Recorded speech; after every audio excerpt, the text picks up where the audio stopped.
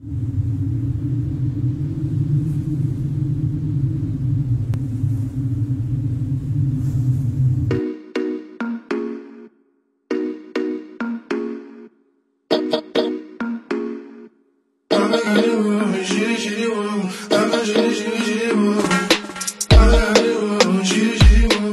estamos no Movimento, é o podcast cultural do Abril Abril, também passa na Rádio Quântica e estamos aqui entre nós e que vai falar connosco o Simonal Bia, Sim. com um projeto chamado CEO, Sim. depois de ter uma série de projetos, entre os quais um grupo em Portugal, penso quando estudavas no Porto, Sim. chamado Chakare Canhembe. Kanyembe, e era para ser o primeiro disco De Afrobeat. Sim. Em Portugal. Nessa altura, né? Sim.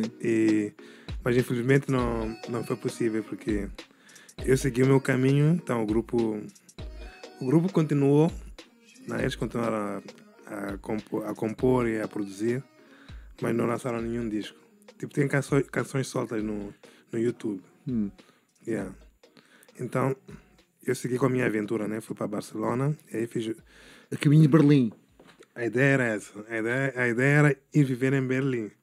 Mas foste ficando a Barcelona e não conseguiste sair, não é? Fiquei no mar.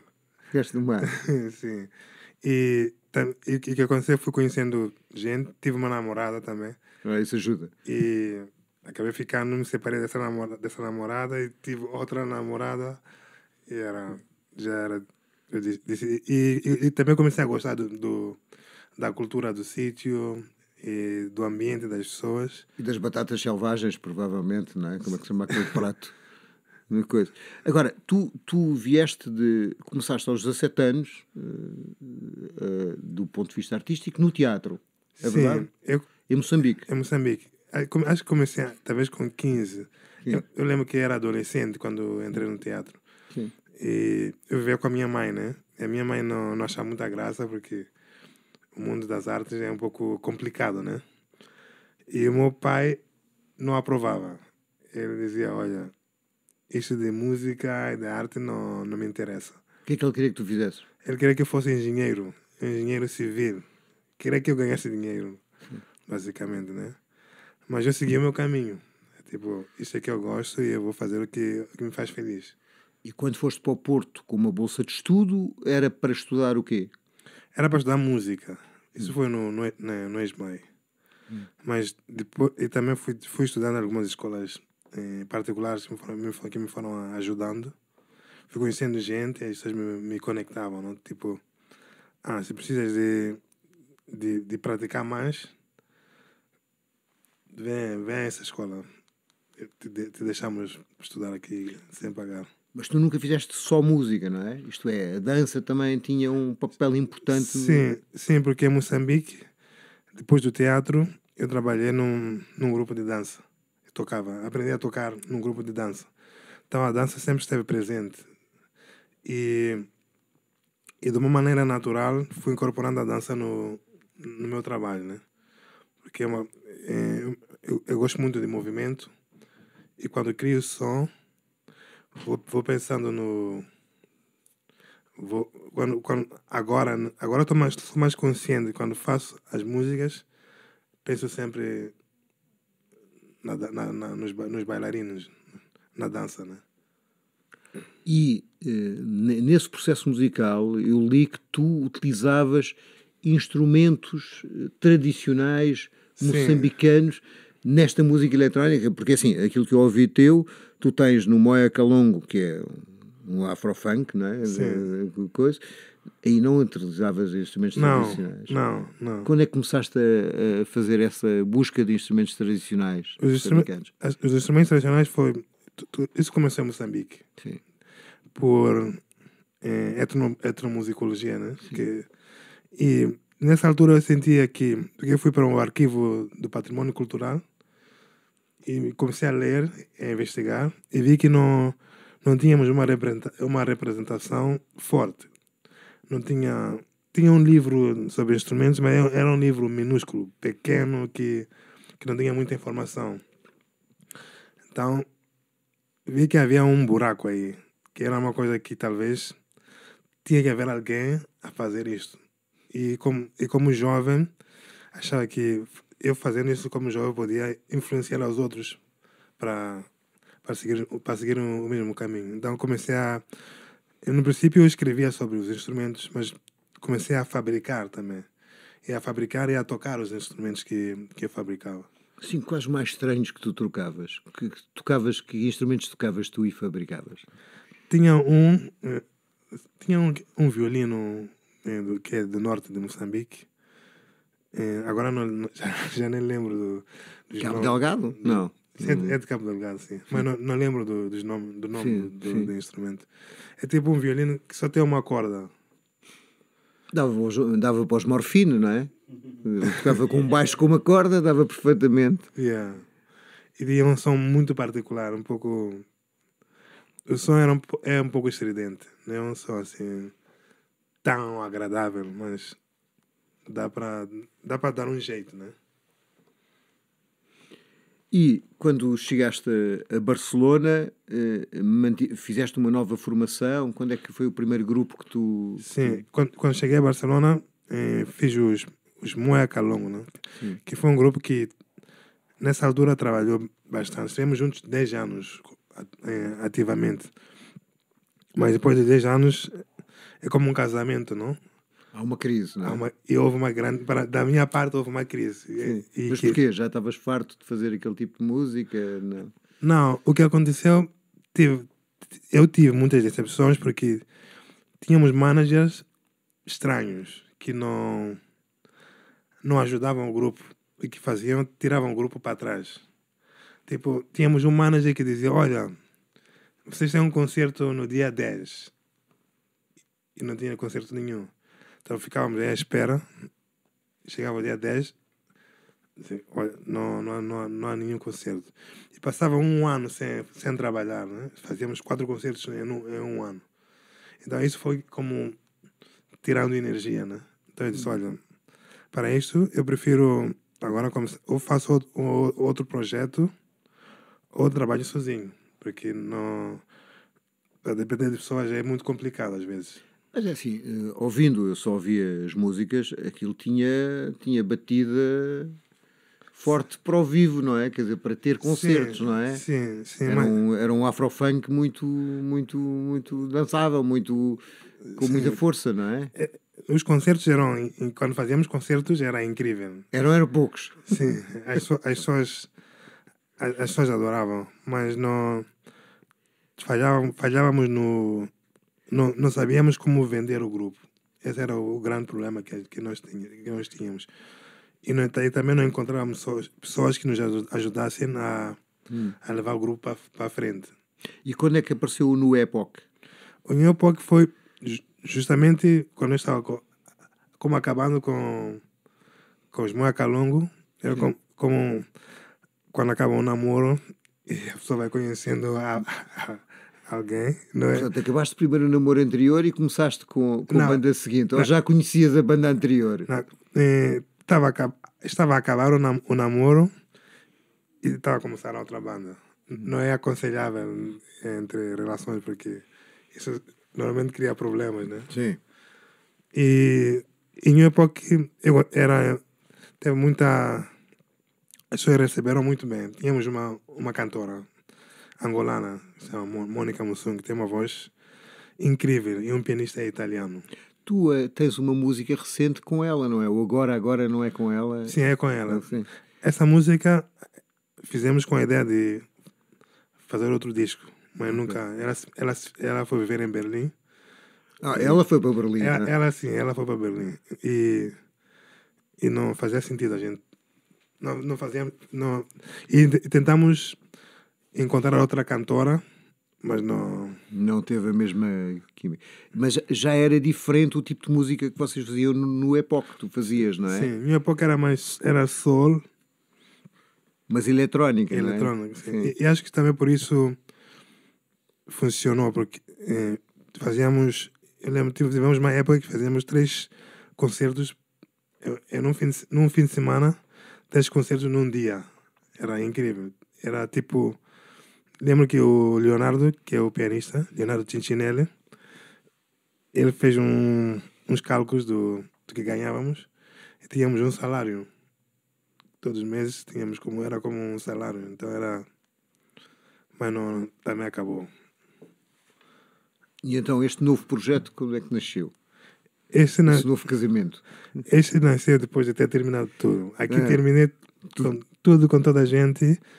Então, eu disse, olha, fazer outra banda não faz muito sentido para mim agora. Vou tentar explorar o que eu tenho e ver o que é que eu posso criar. Porque sozinho também se pode fazer muita coisa.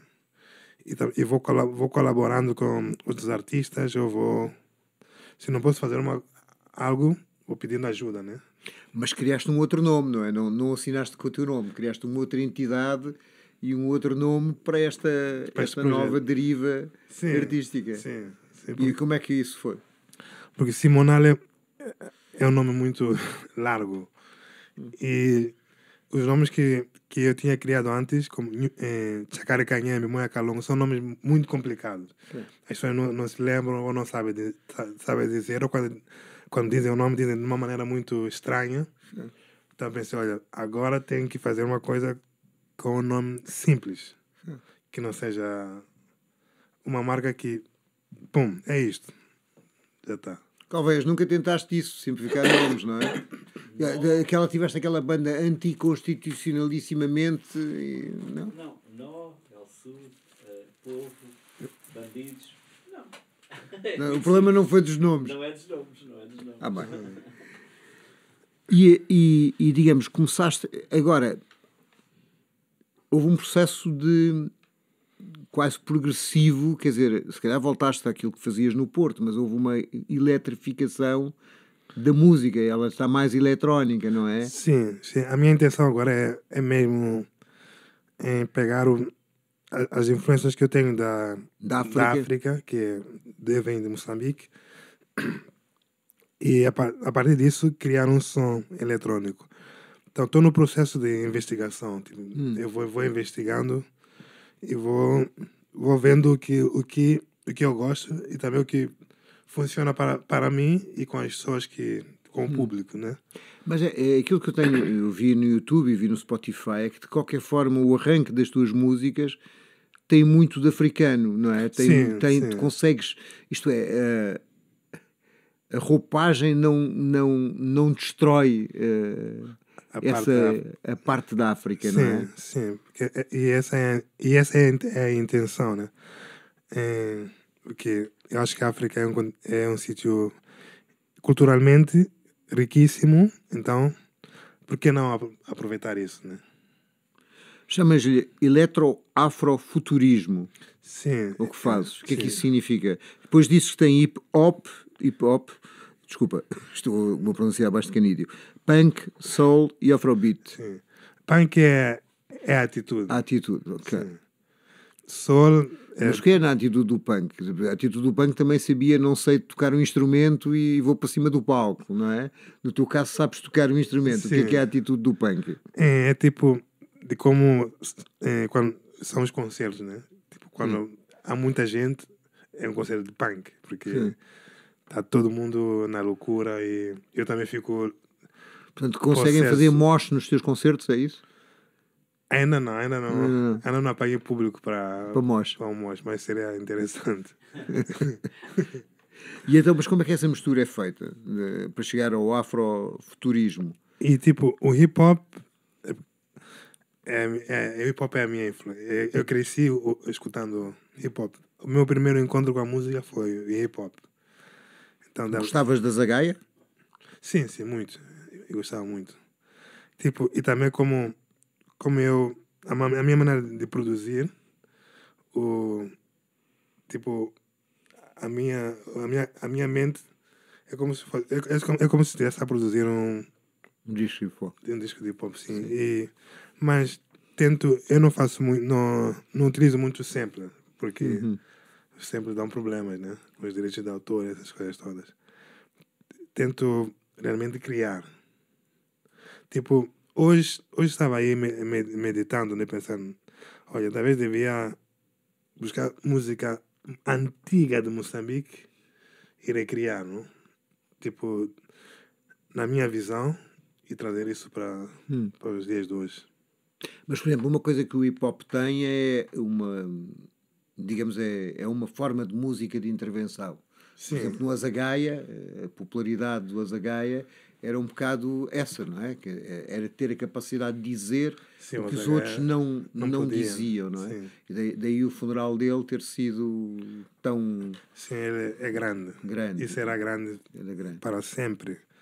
Ele fez, tipo, eu não sei se quando ele estava vivo em Moçambique foi reconhecido, mas depois da morte a gente se vê, né, que realmente era uma pessoa importante, que o país perdeu uma chave que era necessária, porque Moçambique é um país que não tem oposição.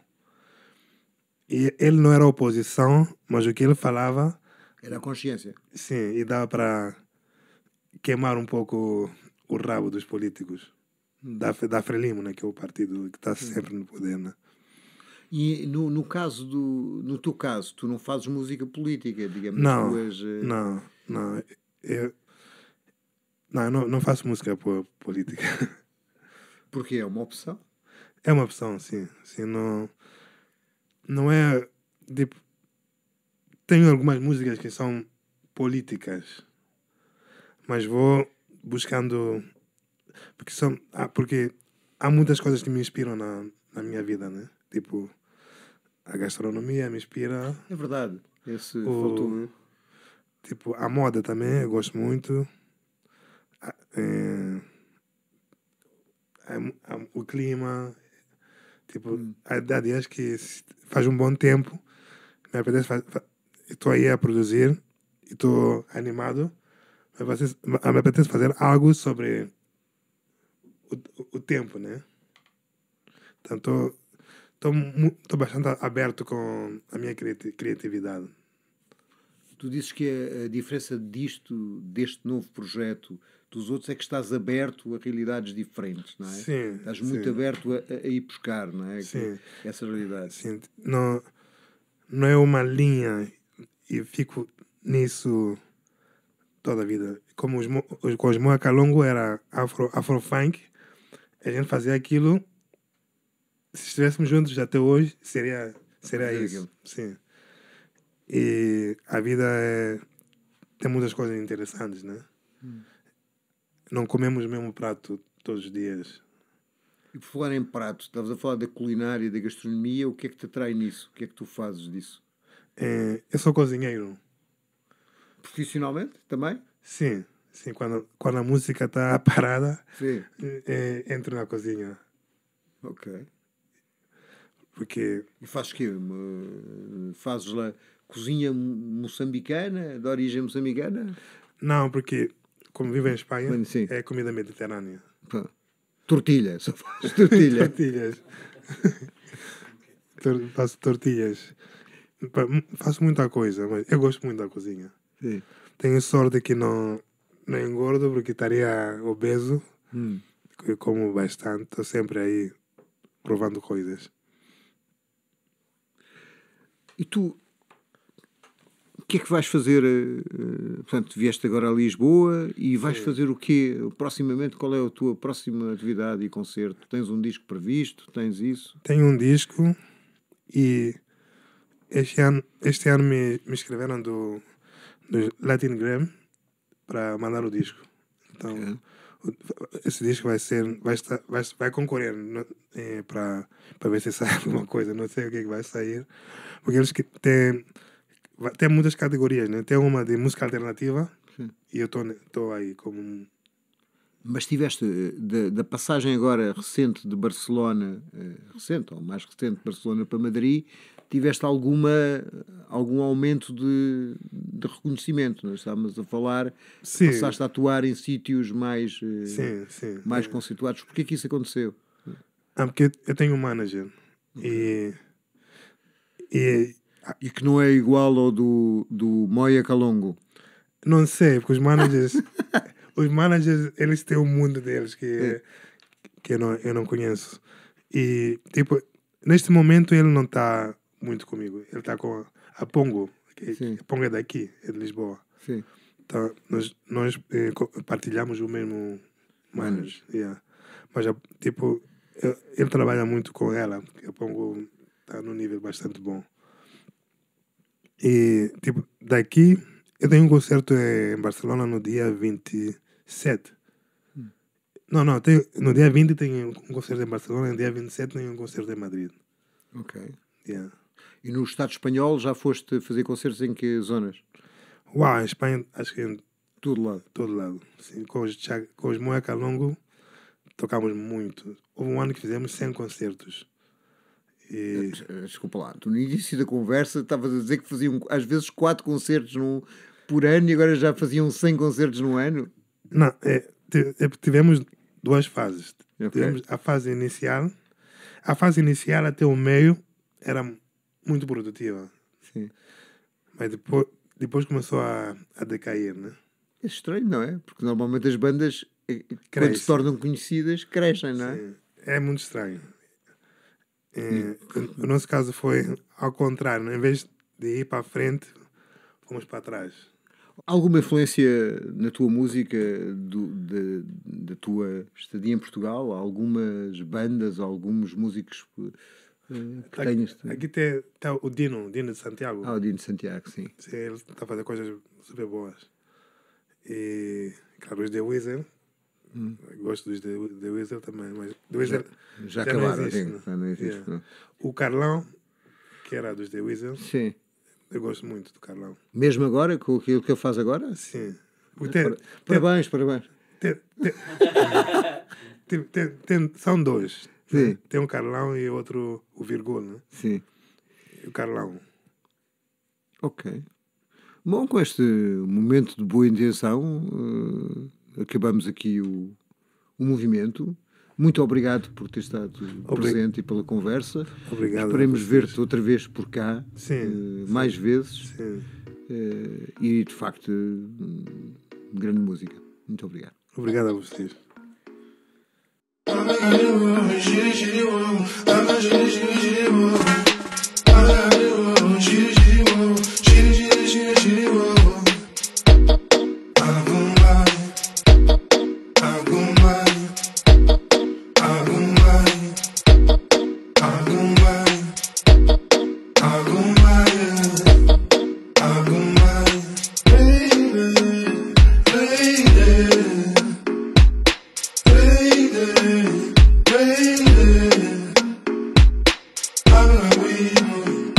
Let's